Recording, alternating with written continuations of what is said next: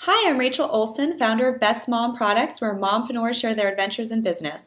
Today I'm talking with Mindee Doney, inventor of Boogie Wipes and co-founder of Little Busybodies, Inc. Her company was started in 2007, acquired in 2011. She built it to $18 million in sales, 50,000 retail locations in 8 countries. It was a shock to Mindee when the acquisition of her company left her unemployed and without income. This taught her some major life and business lessons that she'll share with us today. In her most recent endeavor, she's the founder of Juicebox Idea Consulting, where she helps entrepreneurs with new inventions or ideas to find their target market and reach consumers with the most potential to buy. We'll talk more about that later in the interview. Welcome, Mindee. Let's get started.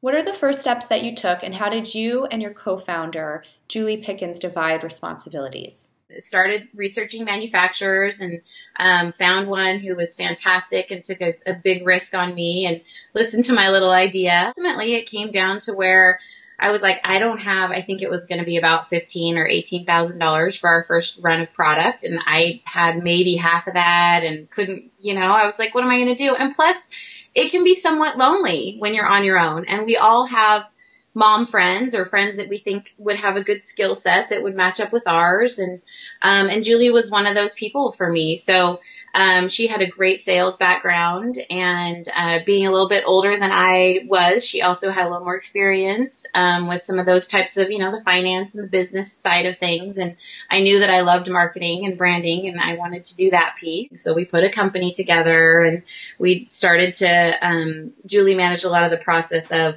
like, how do we incorporate and how do we divide shares and all that kind of stuff. Once we came together, took on an investor, the company needed a branding, marketing, promotion CMO type person, and it needed a CEO type person, and we were going to have to pay somebody to do those jobs. So it felt a little more reasonable for her and I to actually take salaries and, come in that capacity. So, but in the beginning, it was after the kids went to bed, before they woke up in the morning, in between the other work that we were doing.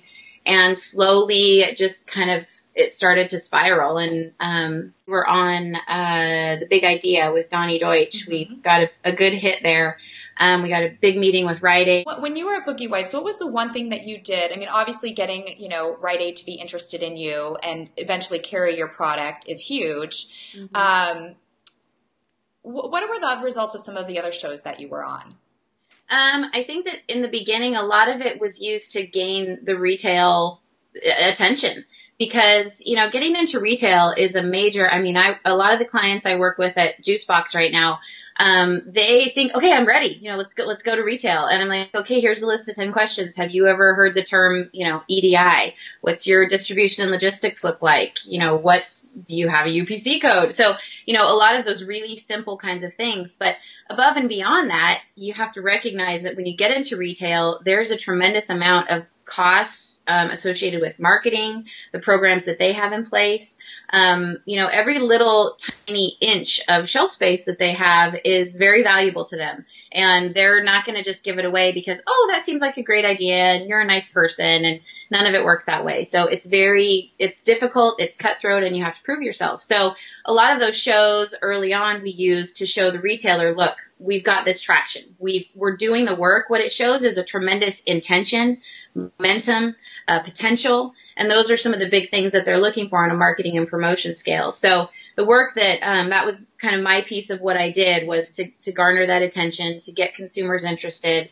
I did some fun things on the website where I would actually say, where did you see Boogie Wipes, or where would you want to buy Boogie Wipes?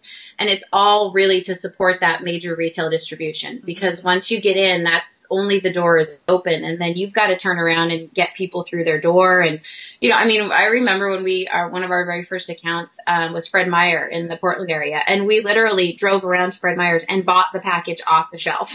we're like, our sales have got to be good and strong, and people don't know about it yet. And then Julie and I gave our, we spent probably 5-6 weekends where we actually took out an ad in the local newspaper and said, hey, we're 2 moms. We invented this product. We're at Fred Meyer. Come and meet us. And we stood in Fred Meyer and, siphoned off Boogie Wipes to any and everyone who would look or listen or try or, And so, I mean, a lot of those things in the early stages that you get, advertising exposure, you really have to funnel all of them in. And I think, Rachel, one of the most difficult things for moms is that a lot of times we go into business because maybe we've got some things going on at home with being a mom, being a wife, being, especially if you've gone to college. I always laugh at the idea that it's like, okay, I went to college, I've got this great career, I'm ready to go, and then boom, baby, oh my gosh. And you kind of lose who you are, and you kind of get this sensation of like, what am I? And so then when you start a business and you start to get media attention and friends are excited and there's articles being written, and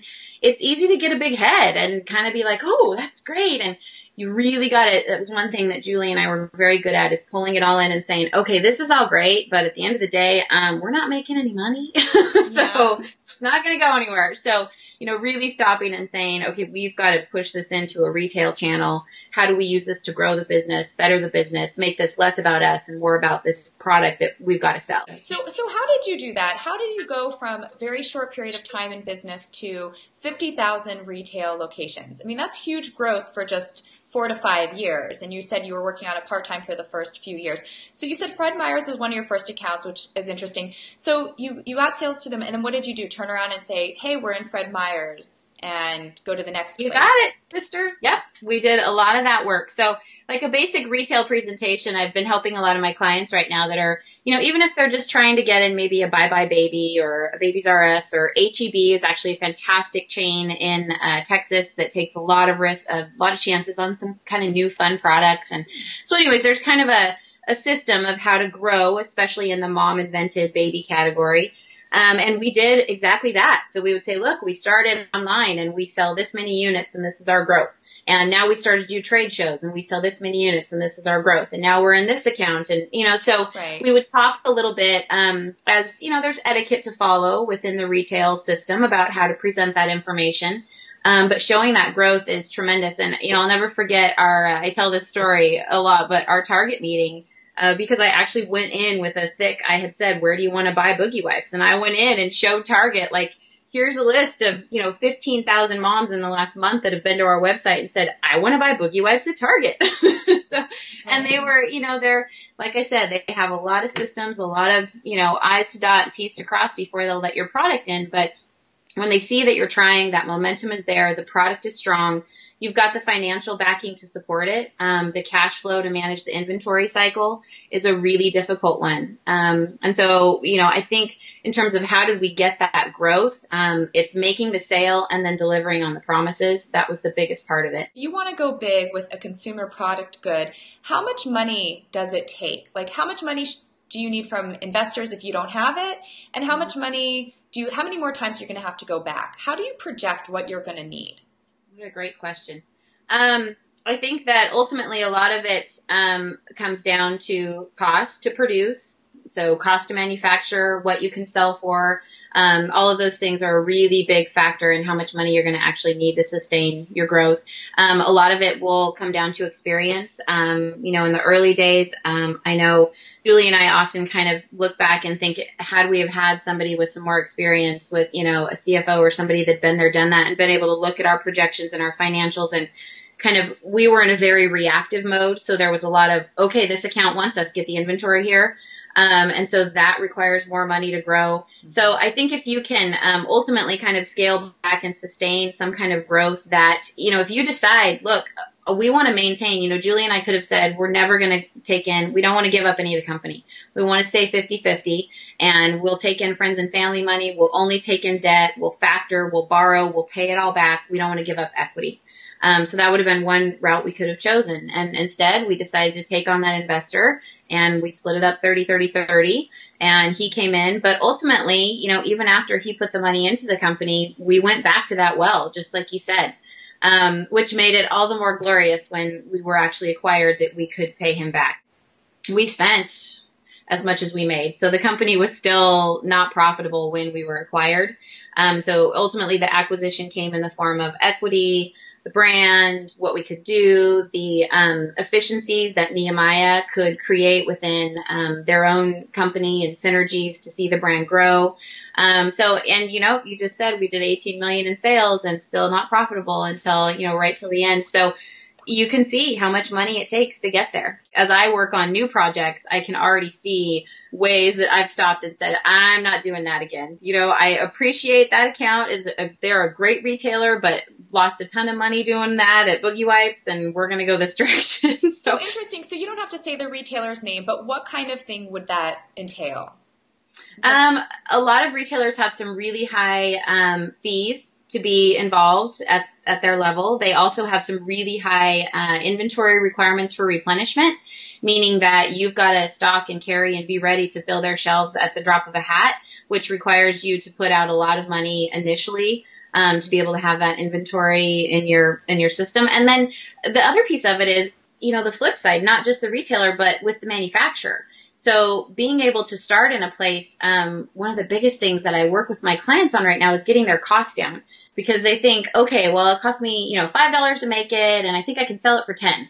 Well, okay, the retailer is going to buy it for 10, and then you're going to have to sell it for 15 or 20, because everybody's got to make money in the equation. So if you're not going direct to a consumer and you really want to be at a mass retail level, you've got to recognize that. And the reality of it is that there's a possibility that your product that you can make for $5.15 is too high to sell it for. People maybe don't want to buy it for that much. So you really have to do some work on getting costs down, making sure that your suggested retail price, some people don't realize they don't get to set that price. I remember Boogie Wipes ending up in, you know, someplace for like $1.99 or something. And Julie and I are like, good Lord, we buy it from our manufacturer for more than that. What's going on? You know, so, but you just don't, you have to recognize that you can't control all of those elements and all of those pieces of the puzzle. So you really have to watch really tightly down to the penny everything that you can.